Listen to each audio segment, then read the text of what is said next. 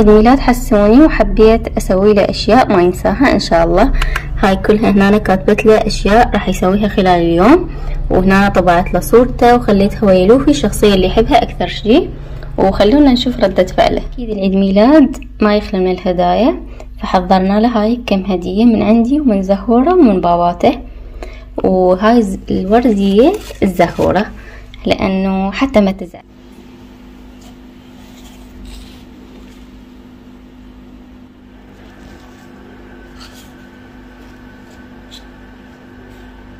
اليوم هو اليوم الثاني، عندي هاي الكيكة كاملة ومغلفتها مثل ما شفتوا.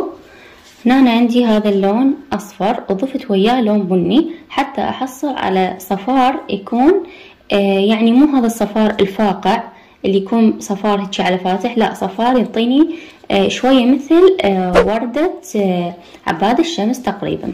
فهسه راح ابدي ارشل الكيكه مالتي. طبعا هاي المرشات اكثر من مره تسالون عليها وارجع اقول لكم انه هي موجوده بالقناه وشارحتها، الرابط مالتها تحت بصندوق الوصف.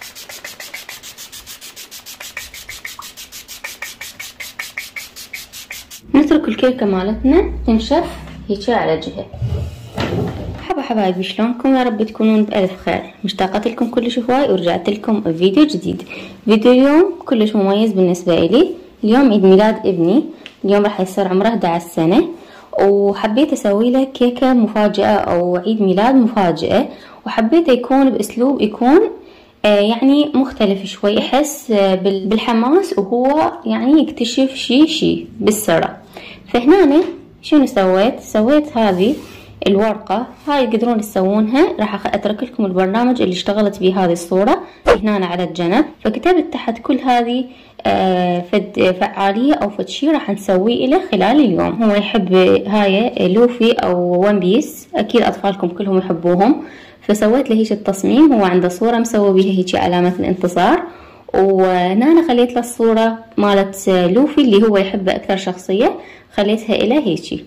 وهاي هيجي كتبت له أمنية، يعني على أساس إنه يتمنى له أمنية ومن هالأمور. أنا أغششكم بأول وحدة اللي هي كيكة لوفي اللي هي راح أشتغلها وياكم. على مود نشتغل هاي الكيكة مالتنا، هنا أنا حضرت هذه الاستيكرات. هاي طبعا هواي يسألوني منين نجيبهن وشون نحصلهم وما أعرف شنو. حبايبي هاي الاستيكرات تاخذوهم من الجوجل او من البرنامج اللي خليته لكم قبل شويه، ملصقات هي. فتاخذوهم وتروحون تطبعوهم عند اي مكتبه كيفكم، تردوهم مثلا سكريات طبعوهم عند محلات المطيبات، تردوهم تكون فقط هيك يعني ملصقات تخلوهم فتكون بهذا الشكل. انتظرت الكريم تنشف بس بصراحه ما نشفت. السبب لانه كان المفروض من البارحه والكريمه تكون رطبه بعدها، واني ارشها بهذا المرش. يعني اذا تستخدموها، هاي معلومه جديده، المفروض ترشوها يعني بالوقت اللي تشتغلون بيه. انا تركتها من البارحه اليوم بالثلاجه، فمثل اللي تماسكت عندي لانه ما عجبتني النتيجه. خليت هذا الشريط تحت لانه اريد اسوي فد شي جوا انا. فش راح اسوي؟ راح استخدم هذا، استخدمه على كامل الكيكه حتى اخذ اللون الاصفر كامل، لانه عندي هنا ستيكر المفروض اخليه، فراح اخليه من هسه. هذا الستيكر اللي راح يكون بالجانب.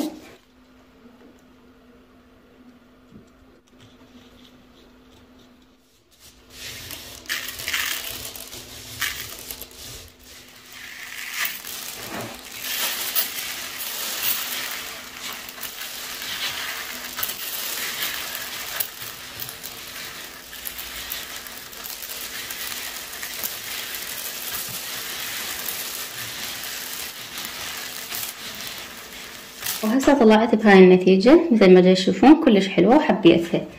بعدها راح اشيل هذا الشريط اللي تحت، وهيجي صار عندي. راح هنا اقدر ازين بالكريم براحتي. هنا راح استخدم كريمة لون احمر، هسه تشوفون شلون راح اشتغلها وياكم. هاي الطريقة تقدرون تستخدموها ويا الوان، مثلا تردون تحت تحطون لون وفوق يكون. عندي هنا كريمة باللون الاحمر، قصيتها كلش قليل من فوق، وراح ابدي تحت اسوي وياكم هذا التزيين.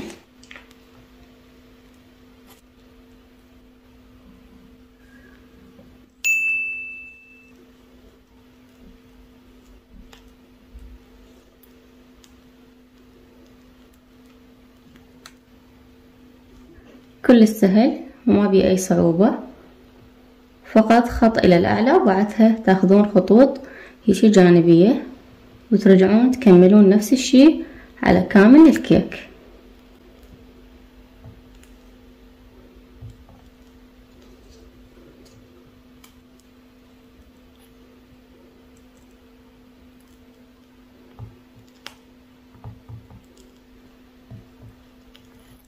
أكملها كامل وارجع لكم حتى ما تملون.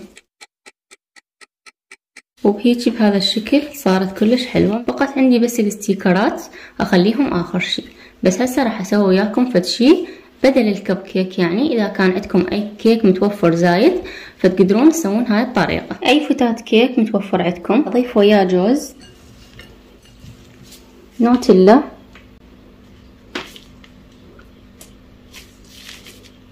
مروار شوكولاتة، انتو كيفكم تقدرون تضيفون الحشوات اللي تحبوها والاشياء اللي تحبوها، مو شرط هذا اللي جاي اخليه اني هسه. نخلطهم كل زين. هذا حتى تقدرون تسوون وياه البوبس كيك او الايس كيك بنفس الطريقة، تقدرون عادي تستخدموها. صار عندي هيك عجينة متماسكة نقدر نكورها ونقدر نسويها اللي نريده. عندي هنا هذه الورق مالت الكب كيك، لحسن الحظ طلع عندي وحدة من الكب كيك بيها هذه العلامة اللي موجودة اصلا بون بيس، فراح استخدم 4 من هذه الكب كيك اللي تكون مرسوم عليها هيك هذه الجمجمة. اخذ من هاي العجينة اللي سويناها مثل ما تشوفون كلش متماسكة، راح ابدي اكورها.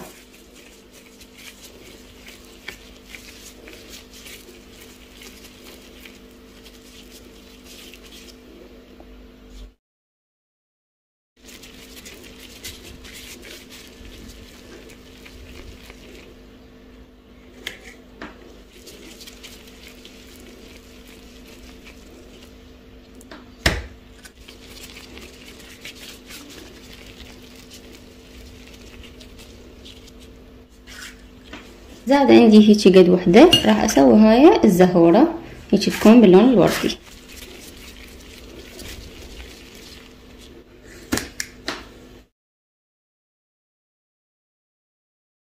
اسوي هذا الشي على كل الموجود عندي.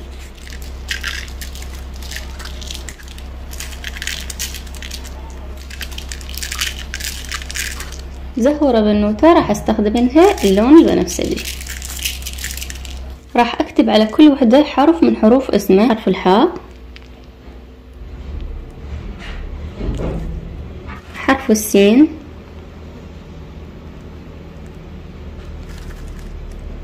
حرف الواو، واخر شي حرف النون.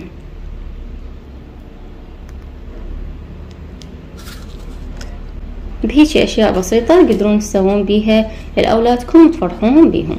اما هنا زهورة فراح اكتب حرفها بالانجليزي زت.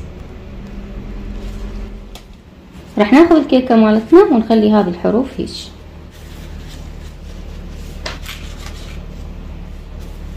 وصارت عندي بهذا الشكل.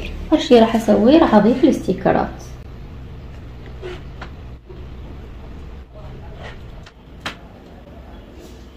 وبقت عندي هاي الشخصيات راح اخليهم على هذه اللي سويناها.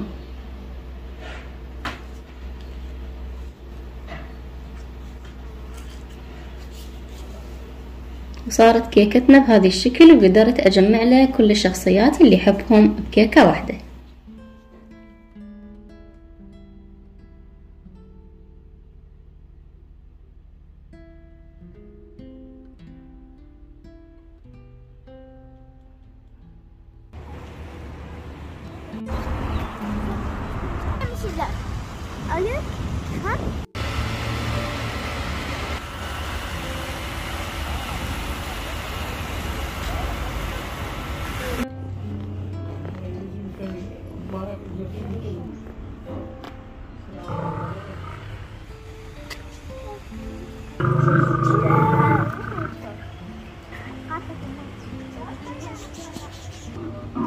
الشجرة المعمرة. هاي الشجرة المعمرة غابة محمية. في غابة محمية. في مدينة حمراء سياحية. نعم محافظة بابل.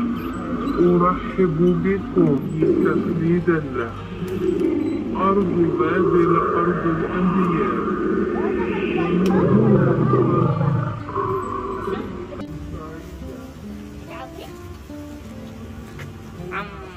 سلم عليك. لا تعصب لا تعصب. يقول ابو حسون حاطين سمك.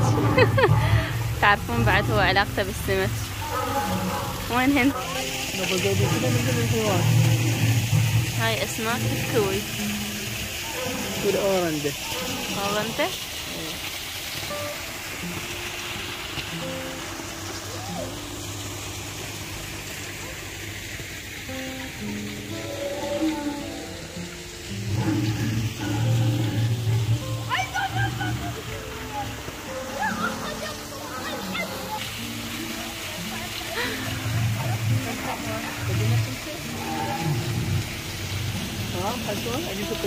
كيف ناخذ لنا واحدة؟ هاي الدانتيل يسموها بحوة. هاي البيضة فيها. وينها؟ دانتيل ريش البيضة.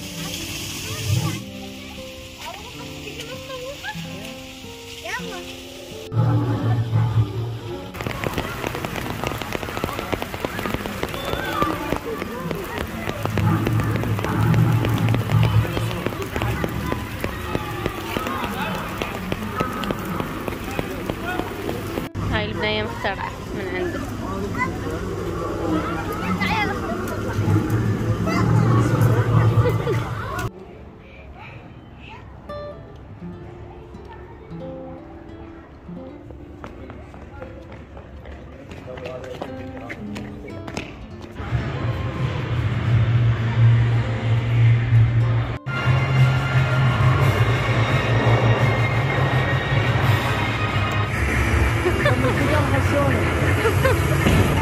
تشوفين لزمي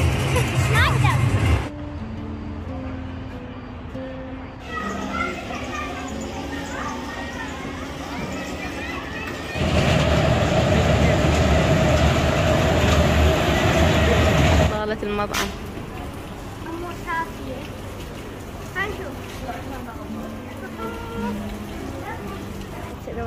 يلا غير رأيك.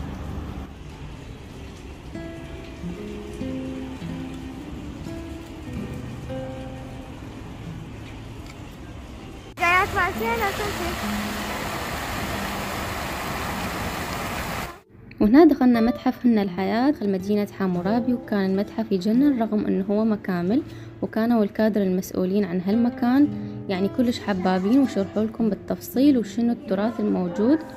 هاي بغداديات.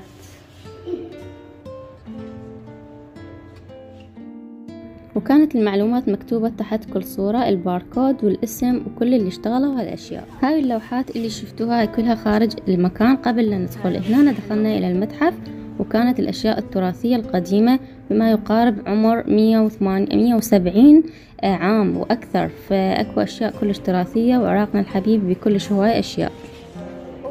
بوابة اشتراك. هذا يمثل العائلة، الأستاذة زينة سلمان. هذا التمثال يمثل الامرأة المقنعة. لنا وصال الشرقي أعمال الرسم على الزجاج والسيراميك. تمثال يمثل المرأة انكسارها لما يكون انكسارها من الداخل وقوية من الخارج. صح. ليش هاي الكيكة من عجينة السكر تم إضافة عليها مواد التصليب. هذا تمثال مريم العذراء. السيدة زينب ذات الصبر والشجاعة، هي أول إعلامية مسلمة استخدمت الخطاب والبلاغة بحوارات قديمة كلش. مثلا عندك هذا السنذير، وعندك هاي بالكتابة المسمارية. حسوني الكتابة المسمارية اللي درستها البارحة. هاي القلادة مصنوعة من جلد نحت الخارطة العراقية القديمة. هاي الجلسة العراقية القديمة قبل الأطفال اللي كانوا يقعدوها. بالعكس كلش حلو، عاشت ايدكم.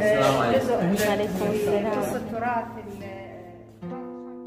أما هنا فكانت تمثل المرأة العراقية اللي بالأهوار واللي كانت تخبز أيضا عن طريق الرحى وهاي السوالف، بس كلش كانت يعني تراث كلش حلو وأشياء كلش جميلة.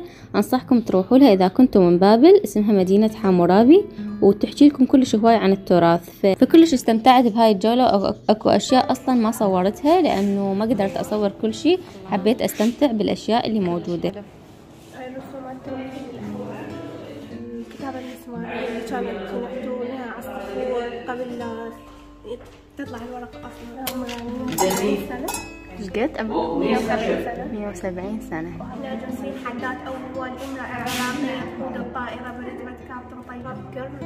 عمرها 27 سنة، تقود الطائرة من الحجم الكبير.